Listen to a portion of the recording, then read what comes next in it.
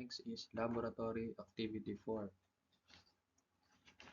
This Python code demonstrates amplitude operation on a discrete time sinusoidal signal using NumPy and Matplotlib library.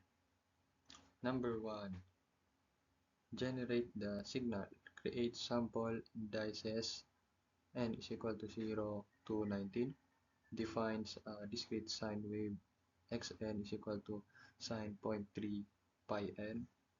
And plots the original signal with plt.stem discrete plot. Number 2. Performs 3 amplitude amplifications. Multiply signal by 2 increases amplitude. Attenuation multiplies by 0.5 reduce amplitude. And inversion multiplies by -1 flips the signal vertically.